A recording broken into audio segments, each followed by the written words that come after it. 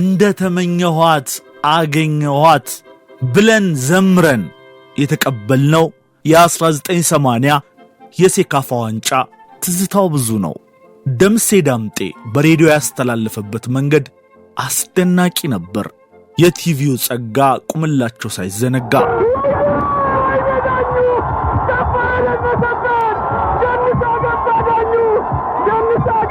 ከድሉ ማግስት ስታዲየም ዙሪያ ብትገኝ በቴፕ የተቀዳው ደምሴ ጨዋታውን ያስተላለፈበት ድምጽ ይሸጥ ነበር። ያኔ ዩቲዩብ የለ፣ ገለመል የለ። አንዱ አማራጭ ይህ ብቻ ነበር። ሽልማት ጋር በተያያዘ ደግሞ ጮቤ በተረገጠበት ማግስት ለቡድኑ አባላት ቬስተል ከለር ቴሌቪዥን ስጦታ ተሰጥቷቸው ነበር። በተጨማሪ ለግብ ጠባቂው ተካበ ዘውዴ መንጌ በደስታ ብዛት የዴክ ማጫወቻ ጨምሮለት አጃኢብ አሰኝቶ ነበር። ሰላም ጤና ይስጥልን። እንዴት ናችሁ የተከበራችሁ ተከታታዮቻችን?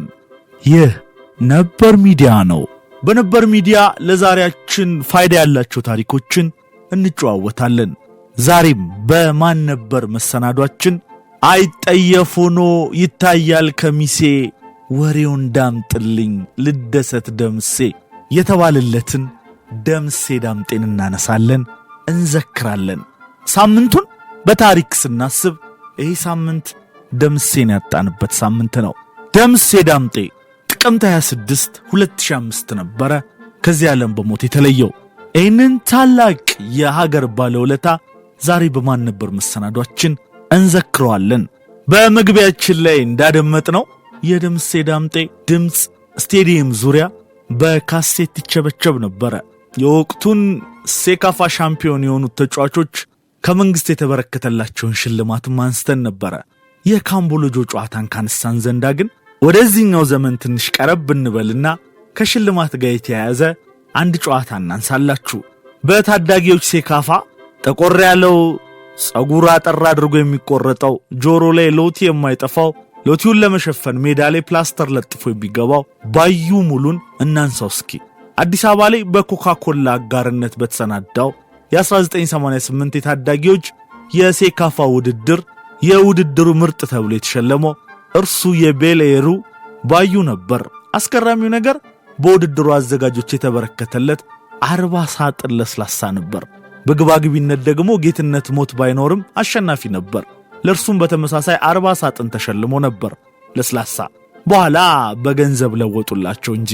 በቅርብ ዓመታት በተሰናዳው የዴስ ቲቪ ሴካፋ ውድድር ላይ ደግሞ በየጨዋታው ሲያስደምም የነበረው ኤልያስ ማሞ ጲላጦስ የዲኮደር ቀበኛ ተብሎ መጠራቱ የቅርብ ጊዜ ትስታ ነበረ።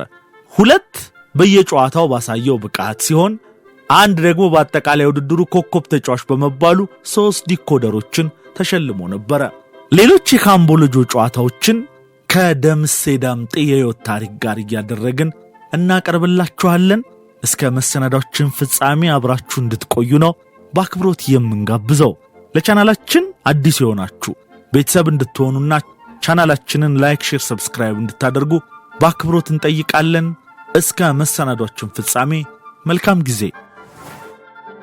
ዝክረ ደምሴ ዳምጤ መሰናዳችንን በካምቦሎጆ ጨዋታዎች አዋስተን እየጀመርን ነው። የካምቦሎጆ ተመልካች ትዝታው ብዙ እንደሆነ ለስቴዲየም ሕይወት ቅርብ የሆነ ለካምቦሎጆ ደንበኛ የሆነ ጠንቅቆ ያውቀዋል። የእግር ኳስ ጨዋታው ካልጣመ አሊያም ረፍት ሰዓት ላይ ሳምቡሳና ቆሎ እየተበላ የሚወጋው ብዙ ነው። በተለይ በእድሜ ከፍ ያለና ጎልማሳ አጠገብ ካለ አፍ በሳቅ አንዳንዴ ደግሞ በሐዘን ኩርምት የሚያደርጉ ጨዋታዎች ብዙ ናቸው። ከዛ መሃል ከሰማናቸው እንዲሁም ካነበብናቸው መካከል እስኪ የተወሰኑትን እናንሳ። ደምሴ ዳምጤ ነፍሱን ይማረውና በሬዲዮ ኳስ እያስተላለፈ የሚጠቀምበትን ቋንቋ ሰምቶ የማይዝናና ማን አለ? ከእርሱ ስሜት ጋር ተዳምሮ ልዩ ውበት አለው። አንዴ ታዲያ ምን አለ መሰላችሁ? ወይ ቀብል ልክ ቆዳ እንደጫነች መኪና መዞር አቅቶት ኳሷን ይዞ ሲሽከረከር ተቀማ ያለው የዘመኑ ተመልካች ትዝታ ነው። የአዲስ አበባ ስቴዲየም ጨዋታን ከላሊበላ ላይ ሆነ ማየት ትችላለህ፣ ማለትም ስታዲየም ፊት ለፊት ያለው ካፌ ማለት ነው። ይህን ያለው ደግሞ ገነነ መኩሪያ ሊብሮ ነው ለመሰላችሁ ብሎ ሲቀጥል ጥለዛ ስለሆነ ኳሱ ሰማይ ላይ የሻሙ ስትባባል ያልቃል ብሎ ነበረ። አንዴ ደግሞ ስዩም አባተ ተጫዋች ምርጫ ላይ ተገኝቶ እየመረጠ ነው። አይቶ ከጨረሰ በኋላ የሚያስቀረውን አስቀረ፣ የማይፈልገውን ቀነሰ። በዚህ መሃል ግን አንድ ልጅ ትንሽ ዕድሜ ቢጨምር በቀጣይ ዓመት እንዲመጣ በመፈለግ ስዩም በቃ አንተ ቀጣይ ዓመት ና ይለዋል። ልጁም አኩርፎ ስንት ሰዓት አለው። ስዩም ልጁን አሯሩጦታል ይባላል። ዋና እየዋኘች ክብድ ያላት የት ኢትዮጵያ ደግሞ በፌስቡክ ባጋራችው ጽሑፍ ይህን አስታውሳን ነበረ። በደርግ ጊዜ ነው። መቻልና ቅዱስ ጊዮርጊስ ለዋንጫ ይጫወቱ ነበር። ታዲያ በወቅቱ መቻል ይፈራ ስለነበር በእጄ ብሎ ግጥሚያውን የሚመራ ዳኛ ጠፋ አሉ። ታዲያ ይህንን የሰማው ስለሺ ማንደፍሮ የተሰኘው ዳኛ እኔ ያጫውታለሁ በማለት ጨዋታውን ለመምራት ተጋጣሚዎችን አስከትሎ ወደ ሜዳ ይገባል። ጨዋታው ሞቅ እንዳለ ወዲያውም የፍርሃት ድባብ እየተጫነው እየሄደ ነው። እሳት የላሱት የቅዱስ ጊዮርጊስ ተጫዋቾች ተቃራኒው መቻል ቡድን ላይ ጎል ያስቆጥራሉ። ስታዲየሙ ውስጥ ያለው ስሜት ይበልጥ ውጥረት በዛበት።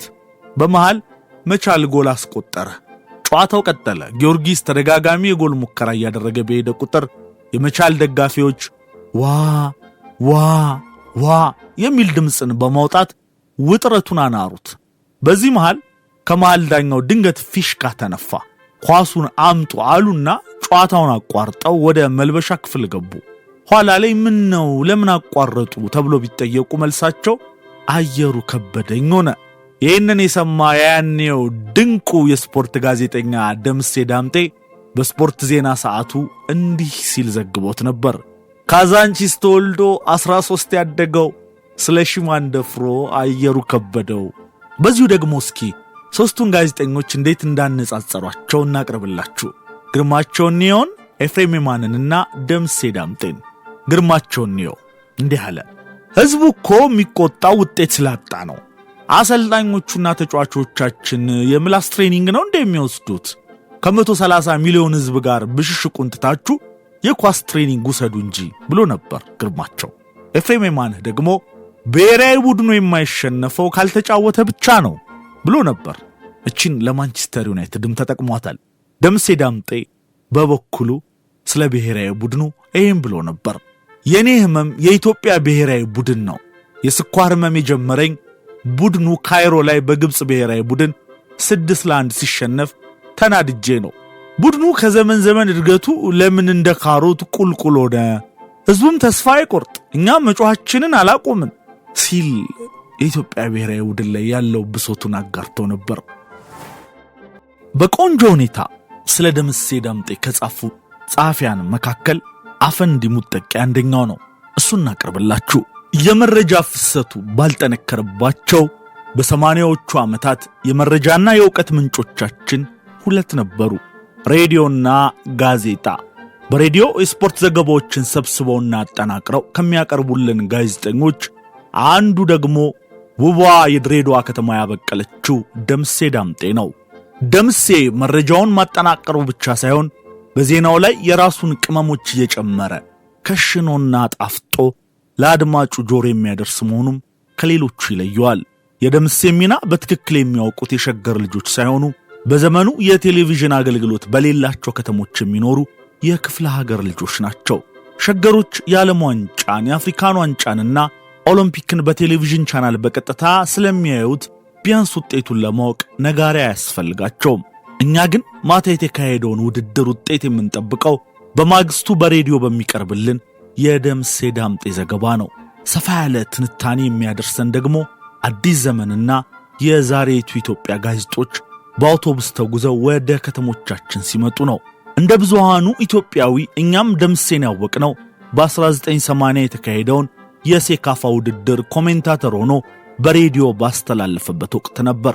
ደምሴ በደንብ ልባችን ውስጥ የገባው ግን በ1982 በጣሊያን በተካሄደው የዓለም ዋንጫ ወቅት ነው። በዘመኑ ጨዋታዎቹ በድሬዳዋ በቪዲዮ ካሴት ሪከርድ ተደርገው ወደ ገለምሶ እየተላኩ ነው የዓለም ዋንጫውን የምናየው። ይህም ጨዋታው ከተካሄደ ከአንድ ወይም ሁለት ቀን በኋላ የሚፈጸም ነው። ጨዋታውን ከማየታችን በፊት ግን የደምሴ ዳምጤን ዘገባ በጠዋቱ እንሰማለን። ደምሴ ውጤቱን ብቻ ሳይሆን የጨዋታውን አጠቃላይ ሁኔታ ለየት ባለ አቀራረቡ ይነግረናል። በዚህ ሁኔታ የኢጣሊያውያን የ1990 የዓለም ዋንጫና የአሜሪካውያን የ1994 የዓለም ዋንጫን አይተናል። ውድድሮቹን ከማየታችን በፊት ግን የደምሴ ዳምጤን ዘገባ መስማቱን አንዘነጋውም። ከማረሳቸው የደምሴ ዘገባዎች አፍሪቃዊው አንበሳ የካሜሮን ቡድን በትናንቱ ጨዋታ ማራዶናን እጅ አሰጠ። ስለ 1990 የዓለም ዋንጫ መክፈቻ ጨዋታ ያለው ነው። የካሜሮኑ መካናኪ የሜዳው ሜካኒክ ሆኖ ነው ያመሸው። ይህ ደግሞ በ1990 ካሜሩንና እንግሊዝ ስላካሄዱት ውድድር ያለው ነው። አሜሪካ በሶሻሊስቷ ሀገር ቼኮስሎቫኪያ 5-1 ስትቀጠቀጥ ነው ያደረችው። ይህ ደግሞ በ1990 የዓለም ዋንጫ በምድብ ሀ ከኢጣሊያና ኦስትሪያ ጋር በተመደቡት አሜሪካና ቼኮስሎቫኪያ መካከል ስለተካሄደው ጨዋታ ያለው ነው። ረሺድ ያኪኒ ጎሉን አስገብቶ በመረብ ውስጥ ሲታይ በወጥመድ የተያዘ አንበሳ ይመስል ነበር። ይህ ደግሞ በ1994 ናይጄሪያና ቡልጋሪያ ባካሄዱት ጨዋታ የናይጄሪያው ረሺድ ያኪኒ የመጀመሪያውን ጎል ሲያስገባ ሲጨፍር የነበረው መረቡን እየነቀነቀ ስለነበር ለዛ የተናገረው ነው።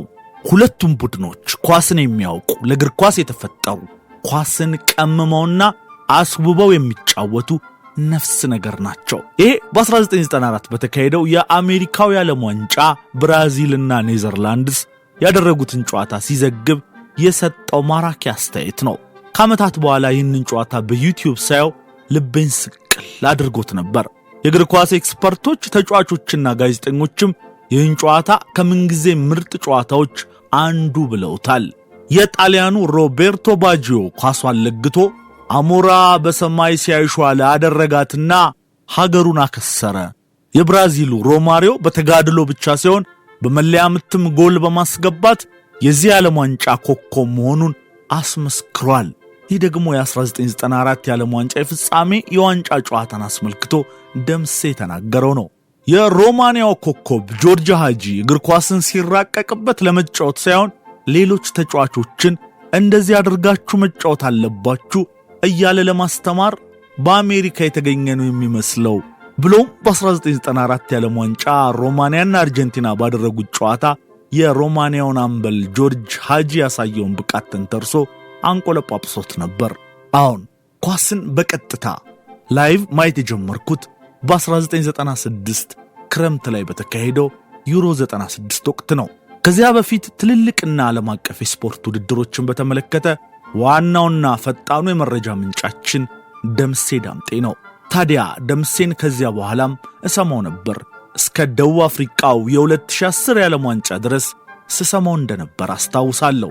ለምሳሌ በፈረንሳዩ የ1998 የዓለም ዋንጫ ዴንማርክ ናይጄሪያን 4-1 ባሸነፈችበት ጨዋታ ፒተር ሪፋይ የሚባለው የናይጄሪያ በረኛ የተፋቸው ኳሶች በባላጋራው ቡድን ተነጥቀው 2 ግብ መቆጠሩን የታዘበው ደምሴ ዳምጤ እንደ ምሰሶ ቀጥ ብለው ከቆሙት የናይጄሪያ ተከላካዮች በላይ የበረኛው ፒተር ሪፋይ እጆች ወናፍ መሆናቸው ቡድኑን በጣም ጎርቶታል በማለት የውጤቱን መራራነት ገልጾታል።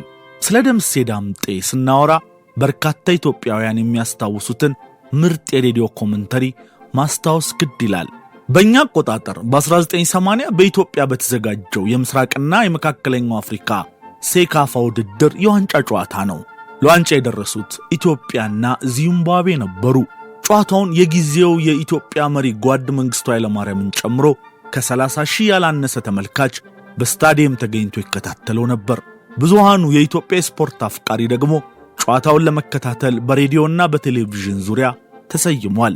ደምሴ ዳምጤ በሜዳ ተገኝቶ በኢትዮጵያ ሬዲዮ፣ በኢትዮጵያ ቴሌቪዥን ጭምር ጨዋታውን እየተከታተለ ይዘግባል። ጨዋታው ተጀምሮ እጅግ አስጨናቂ በሆነ ፉክክር 1-1 ተጠናቀቀና ወደ መለያ ምቶች ታለፈ። ሁለቱ ቡድኖች ከተሰጣቸው 4 መለያ ምቶች 3-3 አስገብተው አንዱን ሳቱ። የዚምባብዌው ተጫዋች 5ኛው ምት ሲመታ የኢትዮጵያው በረኛ ተካበ ዘውዴ ተወርውሮ ኳሷን መለሳት። የኢትዮጵያው ተከላካይ ዳኛቸው ደምሴ 5ኛውን ፍጹም ቅጣት ምት እንዲመታ ተመረጠ። ታዲያ የሬዲዮ ጋዜጠኛው ደምሴ ዳምጤ በዚያች ወሳኝ ወቅት የሕዝቡን ከባድ ጭንቀትና ዋንጫ የማግኘት ጉጉት በሚያንጸባርቅ መልኩ እንዲህ እያለ ድምፁን በሬዲዮ ያሰማ ጀመር። አሁን ዳኛቸው ደምሴ ሊመታ ነው፣ ዳኙ ገላግለን እባክህ ዳኙ አስገባና ገላግለን ዳኙ አስተካክለምታና አስገባ አረ ዳኙ ዳኛቸው የጋዜጠኛው መልእክት ሳይዛባ ከጆሮው የደረሰ ይመስል ኳሷን መታና ግብ አስቆጠረ። ታዲያ ደምሴ ዳምጤን ማን ይቻለው? እንደዚያ ያለ ጨዋታውን በሬዲዮ የሚከታተለውን ብዙ ሚሊዮን ሕዝብ ከዳር እስከ ዳር አስፈነደቀው። አረ ዳኙ ግራውን አሳይቶ በቀኙ ዳኛቸው ደምሴ ኳሷን አስተካክሎ መታና ሀገራችንን የዋንጫ ባለቤት አደረጋት። ትዝተኛው ጋዜጠኛ ደምሴ ዳምጤ ዛሬ በሕይወት የለም። በሰራቸው ሸጋ ስራዎች ግን ሁልጊዜ እናስታውሰዋለን። በአገራችን ኢትዮጵያ በስፖርት ጋዜጠኝነት ከቀደምቶቹ አቶ ፍቅሩ ኪዳኔ፣ የጅብራተሩ አለት ሲድነቃቸው ተሰማ፣ ይንበርበሩ ምትኬ፣ ጎርፍነህ ይመርና አይተኬው የቀጥታ ዘገባ ባለሟሉ የድሬዳዋ ፍሬ ደምሴ ዳምጤ በቀዳሚነት ይጠቀሳሉ። ጋዜጠኛ ደምሴ ዳምጤን በሬዲዮ መስማት ሜዳው ውስጥ ቀጥታ ጨዋታን ከመከታተል የበለጠ ሐሴትን ያጎናጽፋል። በዚህም በዘመኑ እግር ኳስን በሬዲዮ የሚያሳይ ተብሎለታል። በኢትዮጵያ ስፖርት ጋዜጠኝነት ታሪክ ሁነኛ ስፍራ ያለው ደምሴ የስፖርት ዜናዊነቱን የጀመረው ምስራቃዊቷ ድሬዳዋ ከተማ በአማተርነት እየዘገበ ወደ አዲስ አበባ መላክ በጀመረበት ጊዜ ነው። በተለይ በኢትዮጵያና ብስራተ ወንጌል ሬዲዮ ጣቢያዎች፣ በኢትዮጵያ ቴሌቪዥንም ጋዜጠኛና የስፖርት ፋና ጋዜጣ መስራች ከነበረው ታላቁ ጋዜጠኛ ሰለሞን ተሰማ ጋር ቅርበት ስለነበረው ከድሬዳዋ የሐረርጌን ስፖርታዊ እንቅስቃሴ እየዘገበ ይልክ ነበር። ጋዜጠኛ ደምሴ ተወልዶ ያደገው ድሬዳዋ ሲሆን በኢትዮጵያ ሬዲዮ ከመቀጠሩ በፊት የስፖርት ፍሪላንስ ጋዜጠኛ ሆኖ ከትውልድ ስፍራው ይሰራ ነበር። እስኪ በኢትዮጵ መጽሔት ቅጽ 2 ቁጥር 016 መስከረም 1993 ዓ.ም ላይ ከኃይለ ዘበቅሎ ቤት ወይንም ደረጃ ኃይሌ ጋር ካደረገው ቃለ ምልልስ ቀንጭበን እናስደምጣችሁ። ደምሴ ጋዜጠኝነት በአማተርነት ሲጀምር የሐረርጌን ስፖርት የሚመለከቱ ዘገባዎች ለነርሱ ለነጋሽ ሰለሞን ተሰማ በመላክ ነበር የጀመርኩት። በቀድሞው የምስራች ድምጽ በኢትዮጵያ ሬዲዮና ቴሌቪዥን ተማሪ ደምሴ ዳምጤ እንዳስተላለፈልን እየተባለ ስሜ በዜና ቀባይነት ይጠራ ነበር። ኢትዮጵ ክፍያ ግን አልነበረህም? ደምሴ አልነበረም። ኢትዮጵ ዜናዎቹን የምትልካው በምን ነበር? ደምሴ በስልክና በፖስታ ቤት። ኢትዮጵ ታዲያ ወጪውን ማን ይሸፍንልሃል? ደምሴ ህዝቡ በጣም ይረዳኝ ነበር። በኋላ ላይ የሐረርጌ ስፖርት መምሪያ ጸሐፊ የነበሩት አቶ መስፍን ኃይሌ ይሄ ልጅ የሚደክመው ለኛ ነው በማለት ፖስታ ከመላክ አወጡኝና ዘገባውን ሁሉ በእነርሱ ስልክ እንዳስተላልፍ ፈቀዱልኝ። በፖስታ በምልክበት ጊዜ ግን ህዝቡ የሚያደርግልኝ ድጋፍ ልዩ ነበር። ምክንያቱም ይህን ሥራ እኔ ከመጀመሪያ በፊት ስለ ድሬዳዋ ስፖርት ምንም ነገር ተወርቶ አያውቅም ነበር ለማለት ይቻላል። ከዚህ አንጻር ህዝቡ በጣም ይወደኝ ነበር። ገና ትንሽ ልጅ በሆንም ያከብረኝ ነበር። ኢትዮጵ ያኔ ዕድሜ ምን ያህል ነበር? ደምሴ 13 ዓመት ይሆነኛል። ያለውን የስፖርት እንቅስቃሴ እየተከታተልኩ ልካለሁ። እኔ የላኩት ዜና ነጋሽ ሰለሞን አሳምረውና አስተካክለው ያቀርቡታል። ኢትዮጵ ይህ እንግዲህ በስንት ዓመተ ምህረት መሆኑ ነው? ደምሴ ከ1961 ዓመተ ምህረት ጀምሮ። ኢትዮጵያ ሬዲዮ የተቀጠርከውስ መቼ ነበር? ደምሴ በ1968 ነው። ከዚያ በፊት የነበሩትን በአማተርነት ነው ያገለገልኩት። ኢትዮጵ በ1968 ስትቀጠር ሰለሞን ተሰማና ነጋ ወልደ ስላሴም ነበሩ? ደምሴ ጋሽ ሰለሞን ነበር፣ አቶ ነጋ ግን አልነበረም። እንዲያውም እኔ የተቀጠርኩት በአቶ ነጋ ቦታ ላይ ነው። አቶ ነጋ ሞንትሪያል ሄዶ በዚያው ሲቀር እኔን ቀጠሩኝ። እኔ ወደ ኢትዮጵያ ሬዲዮ እንድገባና እንድቀጠር ያደረገ 7 ዓመት ሙሉ በአማተርነት ማገልገሌን ጥረትና ድካሜን ሳይቀር ለበላይ አካል አሳውቆ ሁኔታዎችን ያመቻቸልኝ ይንበርበሩ ምትኬ ነበር። በ1968 ዓመተ ምህረት የ10ኛው የአፍሪካ ዋንጫ የሁለተኛው ምድብ ግጥሚያ ድሬዳዋ ውስጥ ሲካሄድ አቶ ነጋ መጥቶ ነበር እና ያኔ ስንገናኝ የተናገረውን ነገር መቼም አልረሳውም። አይዞህ ደምሴ አንድ ቀን በእኛ ቦታ መቀመጥ አይቀርም ነበር ያለኝ። እውነትም እንዳለው ይህን ቃል ከተናገረኝ ከወራት በኋላ ራሴን ከርሶ ወንበር ላይ ያገኘሁት። ይሄ በጣም ይገርመኛል ብሎ ነበር ደምሴ ዳምጤ። ጋዜጠኛ ደምሴ ለኢትዮጵያ ስፖርት እድገት ደከመኝ ሳይል የሰራና በዚህም በህዝብ ዘንድ ከፍተኛ ተወዳጅነትን ያተረፈ ባለሙያ ነበር። በሙያው አትላንታ፣ አቴንስና ቤጂንግ ኦሎምፒኮችን በስፍራው በመገኘት ለኢትዮጵያ ሕዝብ አስተላልፏል። ጋዜጠኛ ደምሴ ዳምጤ ለ40 ዓመት ከ2 ወር ያህል የኢትዮጵያ እግር ኳስና አትሌቲክስ ነባራዊ ምስክር ነው። የኢትዮጵያ ብሔራዊ ቡድን በምስራቅና በመካከለኛው አፍሪካ ዋንጫ ድል ሲያደርግ ጋዜጠኛ ደምሴ በውስጣዊና ውጫዊ ደስታ ረስርሷል። በአትሌቲክሱም ዘርፍ በጀግኖች አትሌቶች ድል የኢትዮጵያ ባንዲራ ከፍ ብሎ ሲውለበለብ የደስታ ሳግ የተናነቀው ድሉን በልዩ የስሜት የበላይነት ዘግቧል። ከሞስኮ እስከ ባርሴሎና፣ ከአትላንታ እስከ ሲድኒ፣ ከአቴንስ እስከ ቤጂንግ ደምሴ የሀገር ኩራቶች አብሪ ከዋክብቶች የደመቁበትን ደማቅ ድል ለሚወደው ሕዝብ ባይረሴና ተናፋቂ ድምፁ አስተጋብቷል። ታሪክ ሲሰራ ከታሪክ ቀማሪዎች ጋር ተገኝቷል። ታሪካቸውን ሰንዷል። እነሆ አብሮም ታሪክ ሆኗል። ጋዜጠኛ ደምሴ በ40 ዓመታት የኢትዮጵያ ስፖርት ውጣ ውረድ ውስጥ ደሙ እስኪንተከተክ ድረስ ተችቷል፣ ጮኋል፣ ገምግሟል። ስፖርትና ስፖርትን ብቻ ዘግቧል። ስነ ስፖርትን ዘምሯል። ለብዙ ወጣቶች በተለያዩ ስፖርቶች መሳተፍና የስፖርት ጋዜጠኞች መፈጠር ከፍላጎት መቀስቀሻ ምንጭነት ያለፈ የሙያ ስነ ምሳሌ ሆኗል። ጋዜጠኛ ደምሴ የአገር ፍቅር ያለው ባለሙያ ነው። የአገር ፍቅሩንም በሥራው ላይ ባሳየው ትጋት አስመስክሯል። ለሙያውም ዋጋ ከፍሏል። ለምሳሌ ደራርቱ ቱሉ በባርሴሎና ኦሎምፒክ ያሸነፈች ጊዜ ሌሊት በእግሩ ከቤቱ እስከ ሬዲዮ ጣቢያ ድረስ መሄዱ ትልቅ ምስክር ነው። ጥርሱን በስፖርት ዘገባ ነቅሏል ለማለት ይቻላል። ለአንድ ባለሙያ በሕዝብ ዘንድ መወደድ ከባድ ነው። ደምሴ ግን ፍቅሩን አግኝቷል ብንል ማጋነን አይሆንም። ደምሴ ዳምጤ በስፖርት ጋዜጠኝነትም ሆነ ስለ ሀገር ክብር ለሰጠው ሁሉ ትውልዱ ሊያመሰግነው ይገባል። ኑራ ኢማም ብላለች፣ ደምሴን አረሳውም ሳይሆን በተደጋጋሚ ስላላስታወስኩት አፍራለሁ ስትል ነው የገለጸችው። ደምሴ ዳምጤ ሌጀንድ ነው። ሁኔታዎች ባልተመቻቹበት ሁኔታ ብዙ ዋጋ ከፍሎ ሀገሩን አገልግሏል። በባርሴሎና ኦሎምፒክ ደራርቱ የመጀመሪያዋ አፍሪካዊት ባለወርቅ ሜዳሊያ ስትሆን ውድድሩ በእኛ ሀገር አቆጣጠር በኩለ ሌሊት ነው የተካሄደው። ጋዜጠኛው እስኪነጋ አላስቻለው። አቡነ ጴጥሮስ ዘልቆ የምስራቹን ለሕዝብ ለማካፈል ቸኮለ። ሊወጣ ሲል ባለቤቱ ፀሐይ ጅብ ይበላህ አለችው። ይብላይም ብሎ በሩን ከኋላው ዘጋ። ማስፈራራቱ አልነበረም። ሰፈሩ ቀበና ካልጋ ወራሽ ጫካ ቁልቁል የሚመጡ ይሁኑ ከወንዙ አካባቢ ብቅ የሚሉ ጅቦች እጥረት ያልነበረበትም። ከዚያ በእግሩ ወደ አቡነ ጴጥሮስ ሄደ። እንዲህ ጨክኖ 43 ዓመታት የዘገበልን ደምሴ ዳምጤ ነበር። ደምሴ ከዚህ ዓለም ድካም ካረፈ 13 ዓመታት ተቆጠሩ። ጋዜጠኛ ደምሴ ዳምጤ ነፍስህን በገነት ያኖረው እያልን በሰራሃቸው ሸጋ ሥራዎች ሁልጊዜም ስናስታውስህ እንኖራለን። የተከበራችሁ የነበር ሚዲያ ተከታታዮች ለዛሬ በማን ነበር መሰናዶ ታላቁን ጋዜጠኛ ደምሴ ዳምጤን አስመልክቶ ያዘጋጀንላችሁ መሰናዶ ይህን ይመስል ነበር። ስለተከታተላችሁን ከልብ አድርገን እናመሰግናለን። በሌላ የማን ነበር መሰናዶ እስክንገናኝ ለዛሬ በዚሁ እንሰናበታችኋለን። ለቻናላችን አዲስ የሆናችሁ ቤተሰብ እንድትሆኑና ቻናላችንን ላይክ፣ ሼር፣ ሰብስክራይብ እንድታደርጉ በድጋሚ ለማስታወስ እንወዳለን። መልካም ጊዜ።